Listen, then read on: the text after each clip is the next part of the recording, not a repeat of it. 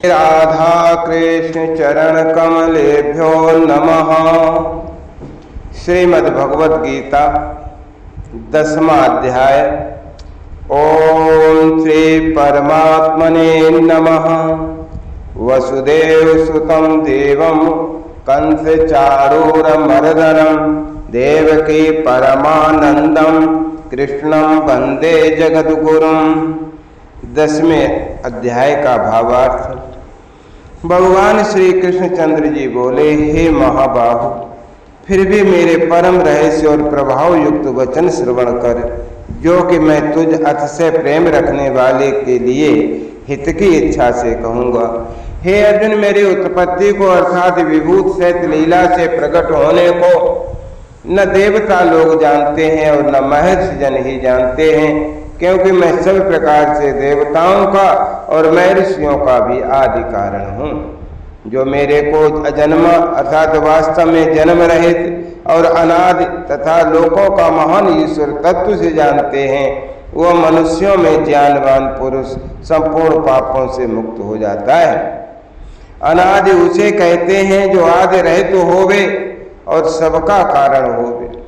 हे अर्जुन, निश्चय करने की शक्ति एवं तत्व ज्ञान और असमूलता, क्षमा, सत्य तथा इंद्रियों को वश में करना और मन का निग्रह तथा सुख दुख, उत्पत्ति और प्रलय एवं भय और अभय भी तथा हिंसा, समता, संतोष, तप, दान, कीर्ति, अपकीर्ति, ऐसे प्राणियों के नाना प्रकार के भाव मेरे से ही होते हैं। हे अर्जुन, 7 तो महर्षि हैं और 4 उनसे भी पूर्व में होने वाले सनकादि तथा स्वयंभू आदि 14 मनु, ये मेरे में भाव वाले सबके सब मेरे संकल्प से उत्पन्न हुए हैं, कि जिनकी संसार में संपूर्ण प्रजा है। जो पुरुष मेरी परम ऐश्वर्य रूप विभूति को और योग शक्ति को तत्व से जानता है, वह पुरुष निश्चल ध्यान योग द्वारा मेरे में ही एक ही भाव से स्थित होता है।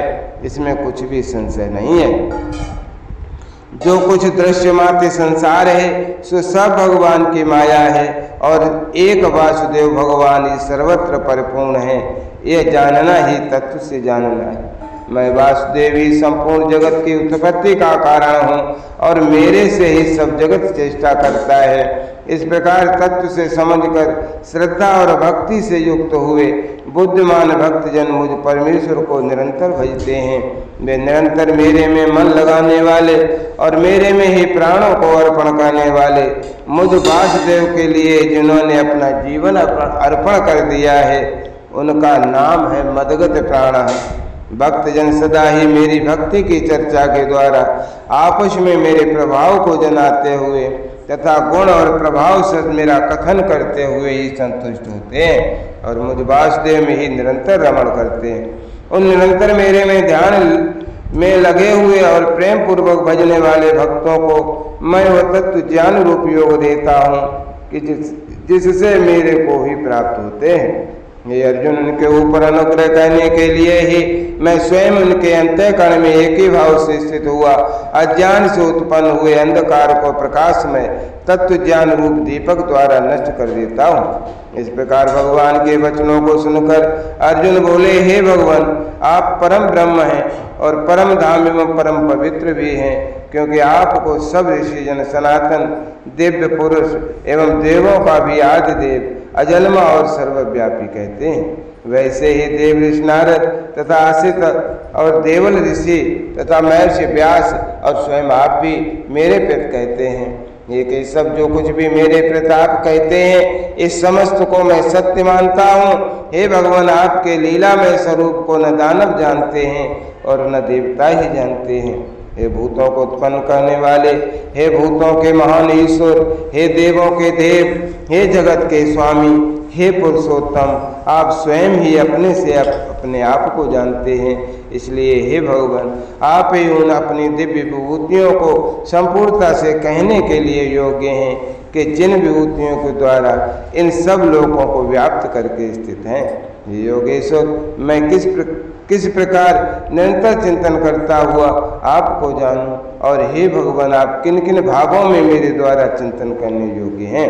हे जनार्दन, अपनी योग शक्ति को और परम ऐश्वर्य रूप विभूति को फिर भी विस्तार पूर्वक कहिए, क्योंकि आपके अमृतमय वचनों को सुनते हुए मेरी तृप्ति नहीं होती है, अतः सुनने की उत्कंठा बनी ही रहती है। इस प्रकार अर्जुन के पूछने पर भगवान श्री कृष्ण बोले, हे कुरुश्रेष्ठ, अब मैं तेरे लिए अपनी दिव्य विभूतियों को प्रधानता से कहूँगा, क्योंकि मेरे विस्तार का अंत नहीं है। हे अर्जुन, मैं सब भूतों के हृदय में स्थित सबका आत्मा हूँ तथा संपूर्ण भूतों का आदि मध्य और अंत भी मैं ही हूँ। हे अर्जुन, मैं आदित्य के 12 पुत्रों में विष्णु अर्थात वामन अवतार और ज्योतियों में किरणों वाला सूर्य हूँ तथा मैं 49 वायु देवताओं में मरीचि नामक वायु देवता और नक्षत्रों में नक्षत्रों का अधिपति चंद्रमा हूँ। मैं वेदों में सामवेद हूँ, देवों में इंद्र हूँ और इंद्रियों में मन हूँ, भूत प्राणियों में चेतनता अर्थात ज्ञान शक्ति हूँ। मैं 11 रुद्रों में शंकर हूँ, यक्ष तथा राक्षसों में धन का स्वामी कुबेर हूँ और मैं 8 वसुओं में अग्नि हूँ तथा शिखर वाले पर्वतों में सुमेर पर्वत हूँ। पुरोहितों में मुख्य तथा देवताओं का पुरोहित बृहस्पति मेरे को जान तथा हे पार्थ, मैं सेनापतियों में स्वामी कार्तिक और जलाशयों में समुद्र हूँ। ये अर्जुन, मैं महर्षियों में भृगु और वचनों में एक अक्षर अर्थात ओंकार हूँ तथा सब प्रकार के यज्ञों में जप यज्ञ और स्थिर रहने वालों में हिमालय पहाड़ हूँ। तब वृक्षों में पीपल का वृक्ष और देव ऋषियों में नारद मुनि तथा गंधर्वों में चित्ररथ और सिद्धों में कपिल मुनि हूँ। हे अर्जुन, तू घोड़ों में अमृत से उत्पन्न होने वाला उच्चैःश्रवा नामक घोड़ा और हाथियों में ऐरावत नामक हाथी तथा मनुष्यों में राजा मेरे को ही जान। हे अर्जुन, मैं शस्त्रों में वज्र और गयों में कामधेनु हूँ और शास्त्रोक्त रीति से संतान की उत्पत्ति का हेतु कामदेव भी हूँ। सर्पों में सर्पराज वासुकी हूँ। मैं नागों में शेषनाग और जलचरों में उनका अधिपति वरुण देवता हूँ और पितरों में अर्यमा नामक पितरेश्वर तथा शासन करने वालों में यमराज मैं हूँ। हे अर्जुन, मैं दैत्यों में प्रहलाद और गिनती करने वालों में समय हूँ तथा पशुओं में मृगराज सिंह और पक्षियों में गरुड़मय हूँ। मैं पवित्र करने वालों में वायु और शस्त्रधारियों में राम हूँ तथा मछलियों में मगरमच्छों और नदियों में श्री भागीरथी गंगा हूँ। हे अर्जुन, सृष्टियों का आदि अंत और मध्य भी मैं ही हूँ तथा मैं विद्याओं में अध्यात्म विद्या अर्थात ब्रह्म विद्या एवं परस्पर में विवाद करने वालों में तत्व निर्णय के लिए किया जाने वाला वाद हूँ। मैं अक्षरों में आकार और समासों में द्वंद्व नामक समास हूँ तथा अक्षय काल अर्थात काल का भी महाकाल और विराट स्वरूप सबका धारण पोषण करने वाला भी मैं ही हूँ। हे अर्जुन, मैं सबका नाश करने वाला मृत्यु और आगे होने वालों की उत्पत्ति का कारण हूँ तथा स्त्रियों में कीर्ति श्री वाक स्मृति मेधा धृति और क्षमा हूँ तथा मैं गायन करने योग्य श्रुतियों में वेद साम तथा छंदों में गायत्री छंद तथा महीनों में मार्ग शीर्ष का महीना और ऋतुओं में बसंत ऋतुमय हूँ। हे अर्जुन, मैं छल करने वालों में जुआ और प्रभावशाली पुरुषों का प्रभाव हूँ तथा मैं जीतने वालों की विजय हूँ तथा निश्चय करने वालों का निश्चय एवं सात्विकी पुरुषों का सात्विकी भाव हूँ। विष्णुवंशियों में वासुदेव अर्थात मैं स्वयं तुम्हारा सखा और पांडवों में धनंजय अर्थात तुम एवं मुनियों में वेद व्यास और कवियों में शुक्राचार्य कवि भी मैं ही हूँ और दमन करने वालों का दंड अर्थात दमन करने की शक्ति हूँ। जीतने की इच्छा वालों की नीति हूँ और गोपनीयों में अर्थात गुप्त रखने योग्य भावों में मौन हूँ तथा ज्ञानवानों का तत्व ज्ञान मैं ही हूँ। और हे अर्जुन, जो सब भूतों की उत्पत्ति का कारण है वो भी मैं ही हूँ, क्योंकि ऐसा वो चर और अचर कोई भी भूत नहीं है जो मेरे से रहित होवे, इसलिए सब कुछ मेरा ही स्वरूप है। हे परंतु, मेरी दिव्य विभूतियों का अंत नहीं है। ये तो मैंने अपनी विभूतियों का विस्तार तेरे लिए एक देश से अर्थात संक्षेप से कहा है। इसलिए हे अर्जुन, जो भी विभूति युक्त तथा ऐश्वर्य युक्त एवं कांत युक्त और शक्ति युक्त वस्तु है उसको तुम मेरे तेज के अंश से ही उत्पन्न हुई जान। अथवा हे अर्जुन, इस बहुत जानने से तेरा क्या प्रयोजन है? मैं इस संपूर्ण जगत को अपनी योग माया के एक अंश मात्र से धारण करके स्थित हूँ, इसलिए मेरे को ही तत्व से जानना चाहिए। इस श्रीमद् भगवत गीता रूपी उपनिषद एवं ब्रह्म विद्या तथा योग शास्त्र विषयक श्री कृष्ण और अर्जुन के संवाद में विभूत योग नामक ये 10वां अध्याय संपन्न होता है। जय राधा राधा, जय राधा जय श्री राधा, जय कृष्ण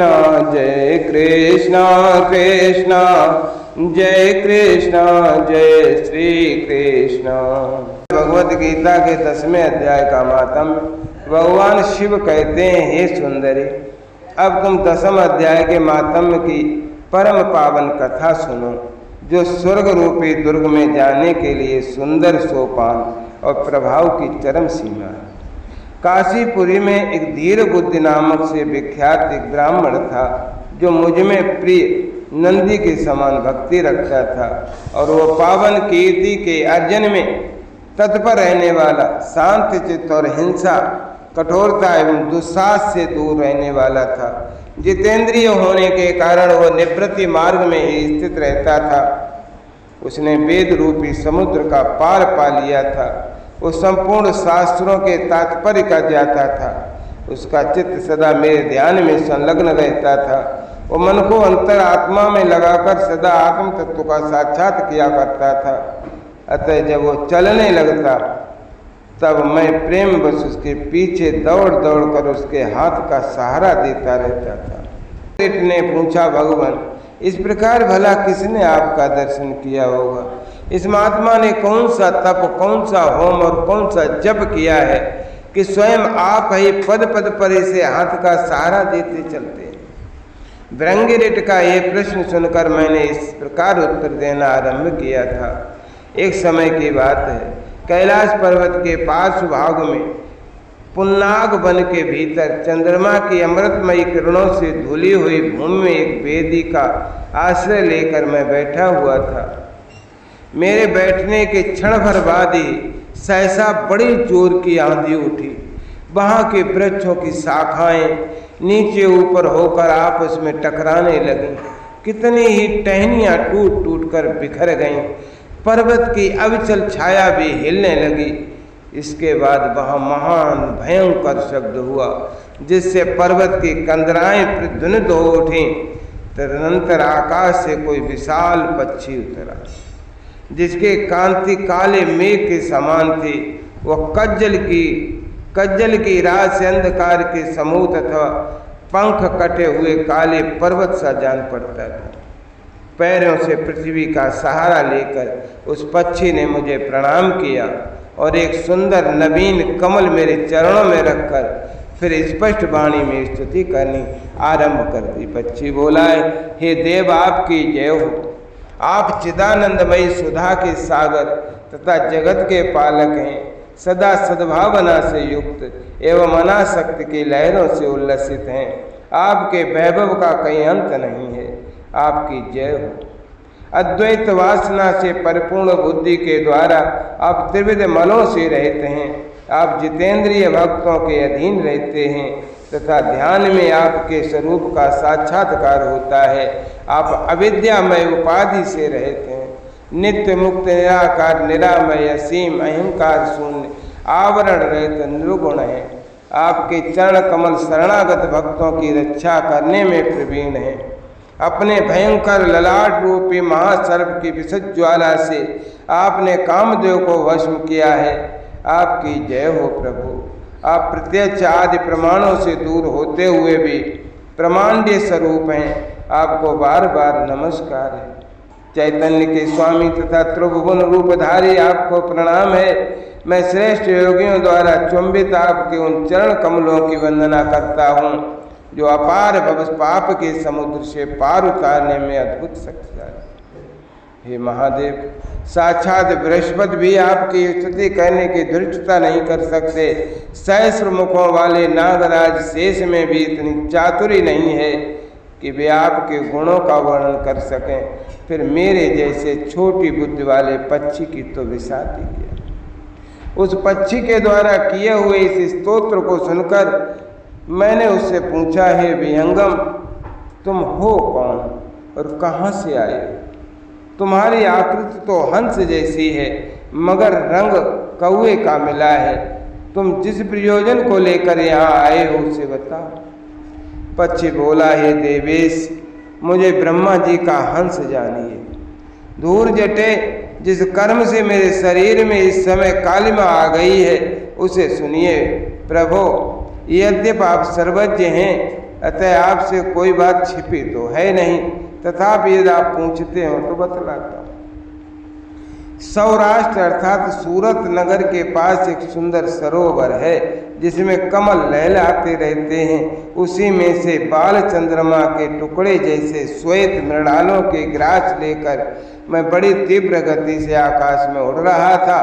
उड़ते उड़ते सहसा वहाँ से पृथ्वी पर गिर पड़ा। जब होश में आया और अपने गिरने का कोई कारण न देख सका तो मन ही मन सोचने लगा, अहो ये मुझ पर क्या पड़ा, आज मेरा पतन कैसे हो गया, पके हुए कपूर के समान मेरे श्वेत शरीर में ये कालिमा कैसे आ गई। इस प्रकार विस्मित होकर मैं अभी विचार ही कर रहा था कि इस पोखरे के एक कमलों में से मुझे ऐसी वाणी सुनाई दी, हे हंस उठो, मैं तुम्हारे गिरने और काले होने का कारण बताती हूँ। तब मैं उठकर सरोवर के बीच में गया और वहाँ 5 कमलों से युक्त एक सुंदर कमलिनी को देखा। उसको प्रणाम करके मैंने प्रदक्षिणा की और अपने पतन का सारा कारण पूछा। कमलिनी बोली, हे कलहंस, तुम आकाश मार्ग से मुझे लांग कर गए हो। उसी पातक के परिणाम बस तुम्हें पृथ्वी पर गिरना पड़ा तथा उसी के कारण तुम्हारे शरीर में ये कालिमा दिखाई देती है। तुम्हें गिरा देख मेरे हृदय में दया भर आई और जब मैं इस मध्यम कमल के द्वारा बोलने लगी हूँ उस समय मेरे मुख से निकली हुई सुगंध को सूंघ कर 60,000 भंवरे स्वर्गलोक को प्राप्त हो गए। हे पक्षीराज, जिस कारण मुझ में इतना वैभव ऐसा प्रभाव आया है उसे बतलाती हूँ, तुम सुनो। इस जन्म से पहले तीसरे जन्म में मैं इस पृथ्वी पर एक ब्राह्मण की कन्या के रूप में उत्पन्न हुई थी। उस समय मेरा नाम सरोज बदना था। मैं गुरुजनों की सेवा करती हुई सदा एकमात्र पातिव्रत के पालन में तत्पर रहती थी। सो एक दिन की बात है, मैं एक मैना को पढ़ा रही थी। इससे पति सेवा में कुछ विलंब हो गया। इससे पति देवता कुपित हो गए और उन्होंने शाप दिया, पापिनी तू मैना हो जा। मरने के बाद यद्यपि मैं मैना ही हुई तथा पातिव्रत के प्रसाद से मुनियों के ही घर में मुझे आश्रय मिला। किसी मुनकन्या ने मेरा पालन पोषण किया। मैं जिनके घर में थी वो ब्राह्मण प्रतिदिन प्रातःकाल विभूति योग नाम से प्रसिद्ध गीता के 10वें अध्याय का पाठ करते थे और मैं उस पापहारी अध्याय को सुना करती थी। विहंगम काल आने पर मैं मैना का शरीर छोड़कर 10वें अध्याय के मातम से स्वर्गलोक में अप्सरा हुई। मेरा नाम पद्मावती हुआ और मैं पद्मा की प्यारी सखी हो गई। एक दिन मैं विमान से आकाश में विचर रही थी। उस समय सुंदर कमलों से सुशोभित इस रमणीय सरोवर पर मेरी दृष्टि पड़ी और इसमें उतरकर ज्यों ही मैंने जल क्रीड़ा आरंभ की त्यों ही दुर्वासा मुनि आ गए। उन्होंने वस्त्रहीन अवस्था में मुझे देख लिया। उनके भय से मैंने स्वयं ही कमलिनी का रूप धारण कर लिया। मेरे दोनों पैर 2 कमल हुए, दोनों हाथ भी 2 कमल हो गए और शेष अंगों के साथ मेरा मुख भी एक कमल हुआ। इस प्रकार मैं 5 कमलों से युक्त हुई। मुनिवर दुर्वासा ने मुझे देखा। उनके नेत्र क्रोधाग्नि से जल रहे थे। वे बोले, पापिनी तो इसी रूप में 100 वर्षों तक पड़ी रही। यह साप देकर वे क्षण भर में अंतर ध्यान हो गए। कमलिनी होने पर भी विभूति योग अध्याय के मातम से मेरी वाणी लुप्त नहीं हुई है। मुझे लांघने मात्र के अपराध से तुम पृथ्वी पर गिर गए हो।